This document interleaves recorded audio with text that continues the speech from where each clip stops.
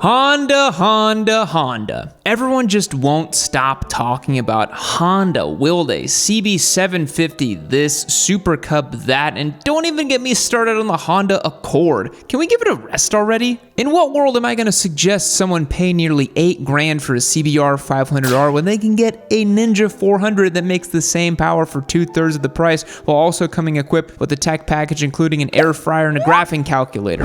Honda thinks that because their motorcycles are so well built and reliable, and because they single-handedly reshaped the trajectory of the global motorcycle market, that they can demand a higher than average MSRP without some of the character pizzazz you'll find in other motorcycles. But with all that being said, there are still quite a few motorcycles from Honda that are worth your money, both old and new. So without further ado, let's take a look at some motorcycles from Honda that are worth it. Today's video is sponsored by our good friends at Chin Mounts. I'll tell you more about them later in the show. First motorcycle we have to talk about today is the Honda Africa Twin. Wait, I know it's an ADV, don't click off the video. We're talking about a bunch of other stuff in here, so please stick around, I promise. This motorcycle has been in production in some iteration since 1988, long standing the test of time and the scrutiny of the free market. The Africa Twin is a worthwhile motorcycle because unlike the beta ADV bikes of today that end up costing as much as a mid-sized SUV while being half as capable as one off-road, the Africa Twin is a big bad dirt bike at heart. And if you don't believe me,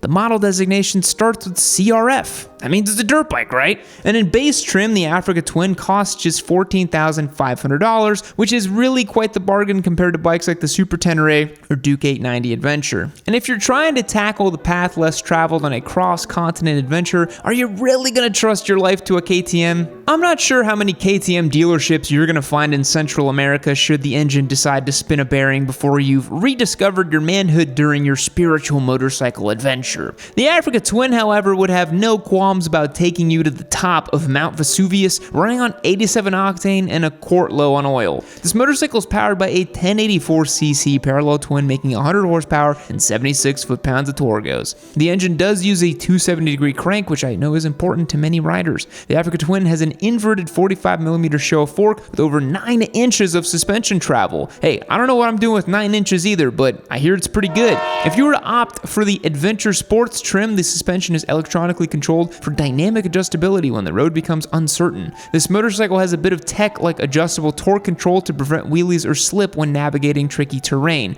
We all know Hondas don't want to slip or do wheelies, so gotta be careful. But unlike a wimpy ADV bike that has every creature comfort known to man, designed so you can experience convenience and luxury as you ride to spend your Kohl's cash on a nice new set of khakis, the Africa Twin is a rally bike and built to be ridden off-road when the going gets tough. And since we're already triggering the IBS of all the off-road gatekeepers in the audience, let's continue to ruin their lunch break and talk about more dual sport motorcycles. Again, stick with me here, sport bike bros, your day in the sun will come. Japanese manufacturers haven't always had a reputation for making enduro-style dual sport bikes that can hold a candle to European manufacturers like KTM and Husky. They've notoriously been slow, heavy, and aesthetically challenged. And while Honda has let down plenty of dual sport enthusiasts with the CRF 450 RL, a bike that was deliberately aimed to take a chunk out of the European enduro market with a more powerful and advanced dual sport, it ended up falling short in regard to factory tuning, suspension, and overall off-road performance. And given the $10K price tag, many riders felt it was unfair to have to spend a couple extra $1,000s to get it to perform as advertised. But while Honda may have dropped the ball slightly in regards to the 450, the smaller CRF 300L is kind of a knockout hit. Specifically, if you were to get the rally trim, the CRF 300 uses the same 296cc single from the CBR 300 and the Rebel 300 that makes 27 horsepower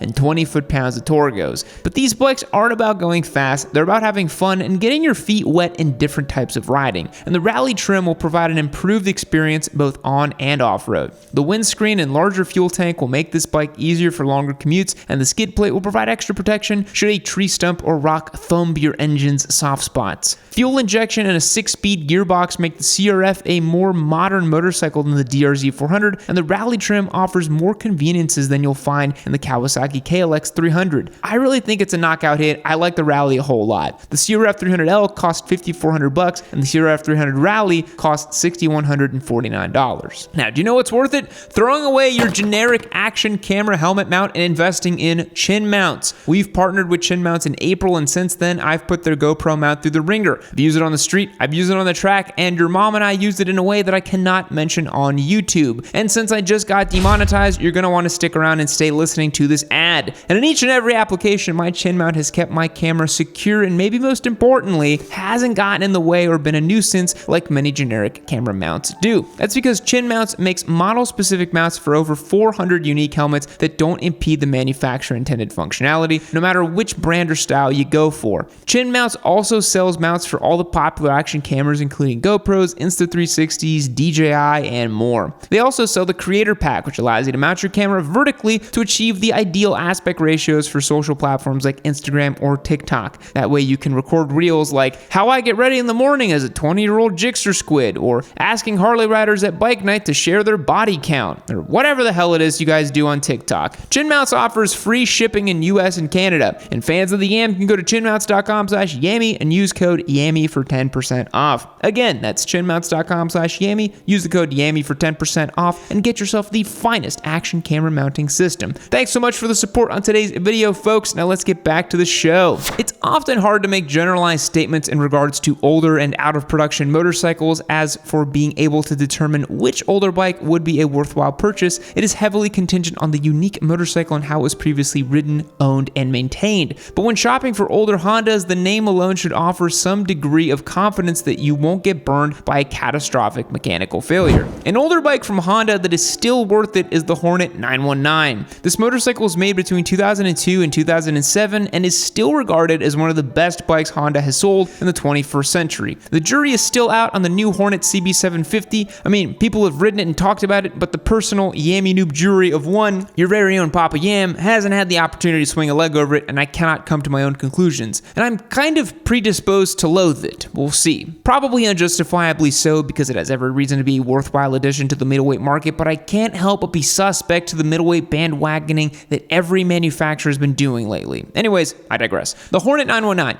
Great street-oriented four-cylinder motorcycle. These bikes were actually made in Italy, which you think would be a knock towards reliability. These old Hornets were built to last. Longtime Yammy Noob fans probably remember the wretched 919 I bought as a very first giveaway bike. It was broken, and then more broken, and then fixed, and then covered in hentai, and then given away, and then bought back, and then refreshed to OEM standards, and then given away again. There is a lesson here. Deep down inside that cursed Craigslist bike, there is still the beating heart of a Honda waiting to live on for eternity.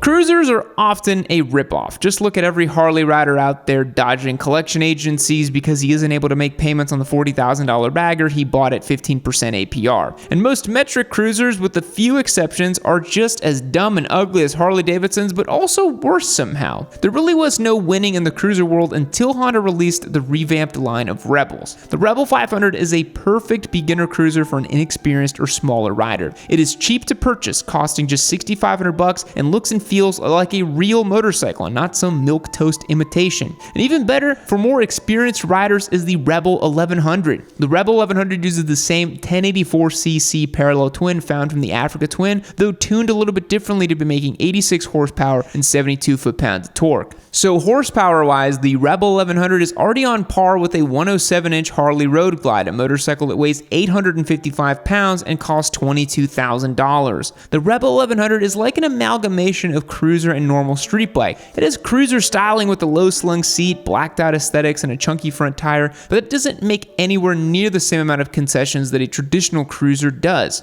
Cruiser engineers will say things like, "Oh, we don't have to worry about cornering ability, it's just a cruiser," or, "Oh yeah, 6-speed gearbox? Yeah, we don't need that. Our average customer base will be too drunk to count that high anyways." The Rebel 1100 costs just $9,500. That is like $3,000 cheaper than a brand new Evo Sportster cost the last year they were produced, and is currently a full $4,000 cheaper than the Harley Nightster, a similarly styled bike making nearly identical power. For a modern cruiser, the Rebel 1100 is really hard to beat. We had one as a giveaway bike, and I really liked it back in 2021. It's a great platform. And if you want a cheap, old school, lumpy cruiser, Honda Shadows, both new and used, are plentiful and cost like nothing. So there you go, 3 bikes in one list segment. You are welcome. I've been feeling very nostalgic for the mid-2000s lately. I think many people my age have been. Back when we could afford to buy a bag of chips without spending 10 minutes running the cost-benefit analysis first, and while the Y2K era was a gold mine of novelty goods like slime, strangely colored condiments, and translucent electronics, it also gave birth to some damn good motorcycles. And luckily, because each Honda motorcycle is manufactured with more care, intention, and detail than even the confectioners who make household items out of chocolate on the Japanese game show Candy or Not Candy, there are still plenty kicking around and ready to have a new lease on life. One of the out-of-production Hondas that is still worth it is the Honda VFR 800 Interceptor. Come on, Viffer boys, let's talk about it. The VFR 800 Interceptor was introduced in 1998 as a successor to the VFR 750. It featured a 781cc V4 engine producing around 110 horsepower. The first generation VFR 800 was well regarded for its smooth power delivery, excellent handling, and comfortable riding position. It quickly gained popularity among riders who wanted a reliable and capable sport touring machine.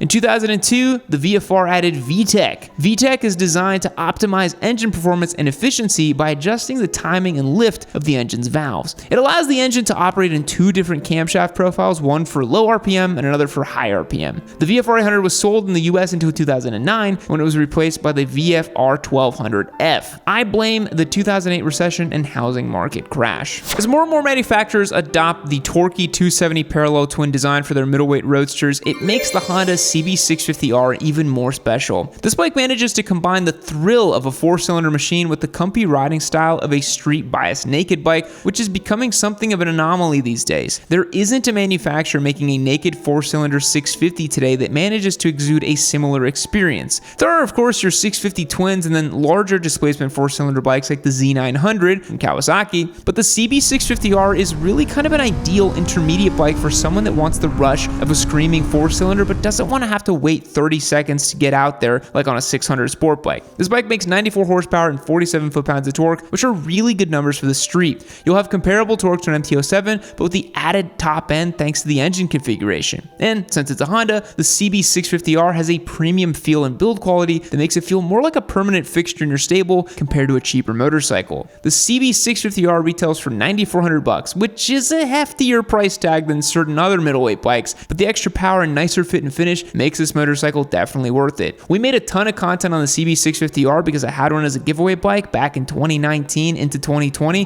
That was a really sweet bike. It handled well, made a great sound. We put a full exhaust on it. Really, really cool machine. I like it a lot. And the last motorcycle on today's list is the Honda CB500X. This is one of those enigmatic, I don't really know what this bike is type of thing. It's clearly not your standard naked bike or roadster. It's not a true adventure bike. It's not really fast enough to be a sport touring bike. It's just like a comfortable, practical, do-everything bike. The CB500X is like a nice set of relaxed fit dad jeans. You're not going to want them snug in the waist, but loose and breathable in all the right places. You're not going to win any beauty pageants, but when duty calls, you're going to be equipped for any challenge, and that's really where the CB500X shines. It is a practical, economical motorcycle that isn't trying to put on airs. The CB500X is more practical than your neo-retro beginner bike. It's more capable than something like a Versys 300, and at the end of the day, it's cheaper and more fun than a car. It has Honda's tried and true 471cc parallel twin engine that I just love to deride every chance that I get. It's got an upside down show fork, a slipper clutch, and ABS. It is comfortable to ride, easy to ride, and costs just $7,299.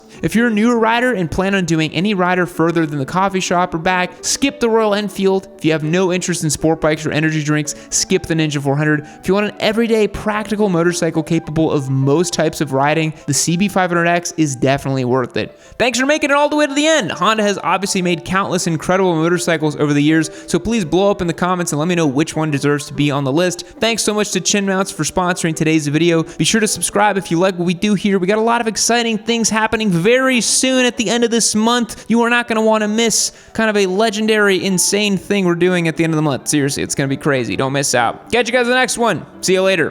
Fact: in 1999, David Phillips took advantage of a promotion which granted frequent flyer miles for every package of pudding purchased. Phillips noticed that the price of the pudding cups was cheaper than the value of the frequent flyer miles he could earn. Seizing the opportunity, he purchased 12,150 cups of pudding for about $3,000, earning him over 1.2 million frequent flyer miles. This quirky endeavor earned him the nickname, the Pudding Guy. Goodbye.